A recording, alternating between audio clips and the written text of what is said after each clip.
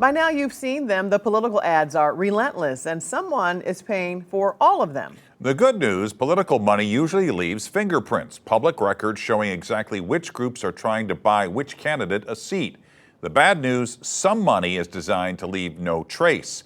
Our political editor, Mark Maxwell, followed the trail in the race for Missouri's 1st District right up to the point where it disappears. Yeah, Mike and Kelly, last week we showed you 2 political action committees, PACs, that Cori Bush controls, paying a salary to her and her husband.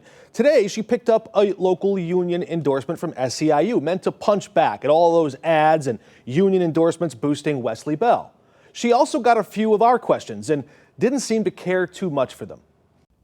And I call myself a politivist. She really does use that word a lot. A leadership PAC, an action PAC, and now Politivist Power Inc., which Bush called in her own fundraising emails a 501c4, a nonprofit, not political. Except the records show money going from that nonprofit into the PAC that pays her and her husband. And one of those nonprofit emails asked people to, quote, donate to our tornado fund. At a campaign stop Monday morning, I repeated questions we already sent her campaign in writing 6 days earlier. How much did you take in and where did it go? You know what? You have been told multiple times that that is a PAC that I cannot speak to as a candidate. Her fundraising emails include this disclaimer telling donors the PAC and the nonprofit are not affiliated. I'm sorry for the confusion. This was not about the PAC. This was actually about the C. You called it a 501c4 in emails and said it was a charity. I cannot speak to. I can speak to what I just did. That's what I can speak to. Just to clarify, this question is about Politivist Power Inc. Mr. Maxwell. You have been instructed already. So we moved on. 10 minutes and several questions later, I tried again for an answer.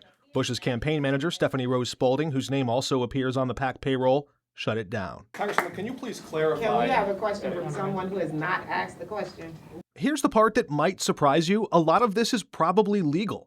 We took it all to someone who does this for a living. One of the biggest issues with 501c4 nonprofits, which are not technically supposed to exist for political purposes, they don't have to disclose their donors. They don't have to disclose much spending. So when Bush says this, And we'll do it with no dirty money. important to note, part of her own money trail hits a wall, and not by accident.